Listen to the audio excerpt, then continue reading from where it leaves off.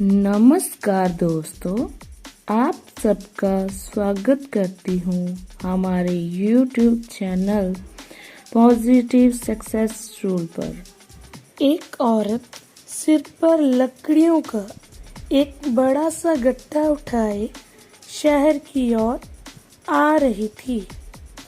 गट्टा भारी होने के कारण उसे चलने में परेशानी हो रही थी। उसी समय सामने से ईश्वर और ईश्वर पत्नी उसी रास्ते पर आ रहे थे। ईश्वर पत्नी को उस स्त्री पर दया आई। क्या तुम्हारे घर में कोई और कमाने वाला नहीं है? ईश्वर पत्नी ने कारण स्वर से पूछा। पति हैं, पहले बाहर का सारा काम वही देखते, मगर कुछ महीने पहले जंगल में लकड़ी बीनने आई औरतों को बचाने के लिए वे एक सांड से जूझ पड़े थे। सांड ने औरत को गिरा ही दिया था, लेकिन जब तक वे स्त्री को कुचल पाए उससे पहले ही उन्होंने उसे एक और कर दिया। इस पर सांड जलाकर मेरे पति पर ही टूट पड़ा और उनके संभलने से पहले ही उसने उन्हें अपने सींगों पर उठाकर पटक दिया। घायल अवस्था में भी वे सांड से उस समय तक जूझते रहे जब तक कि वह हार मानकर वहां से भाग न गया। उस लड़ाई में उनका एक पैर खराब हो गया।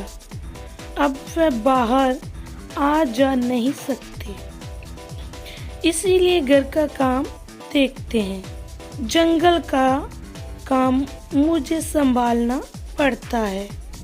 औरत ने बोझ से दबी जा रही गर्दन को सीधा करते हुए कहा।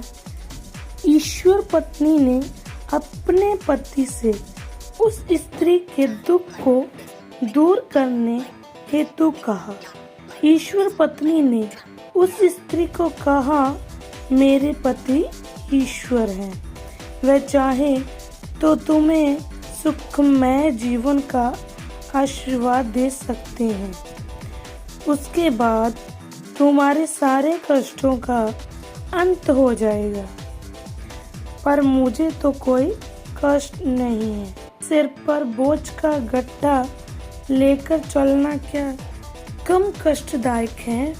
वह तो हमारा रोज का काम है। औरत ने सहज भाव से बताया, तुम चाहो तो अपने पति के स्वस्थ होने का वरदान मांग सकती हो। उनकी पत्नी होने के नाते मैं तो यही चाहती हूँ कि वह जल्दी से जल्दी पहले की तरह स्वस्थ होकर चलने लगे, इलाज के लिए जरूरी रकम जुटा सके। हमें विश्वास है कि बहुत जल्दी वह ठीक हो जाएंगे। उनके वरदान के बाद डॉक्टर की जरूरत नहीं पड़ेगी। ईश्वर पत्नी ने समझाया, जानती हूँ, मगर मेरे पति बहुत स्वाभिमानी हैं। फिर जब वे स्वयं इलाज करा सकते हैं तो किसी का एहसान क्यों ले? लगता है तुम्हें सुख से लगाव नहीं है। मैं सिर्फ अपनी आने वाली पीढ़ियों को निकम्मा और परजीवी होने से बचाना चाहती हूँ।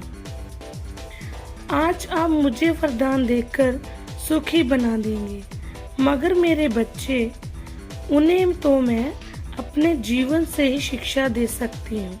बच्चों के पिता का कहना है कि मृत्यु लोक में मिट्टी ही हमारा कल्पनाएं कर सकती है। स्वर्ग में जहाँ का राजा पद चलन हो, जो पराई स्त्री को स्त्री न समझता हो, वहाँ के बारे सोचना भी क्या है।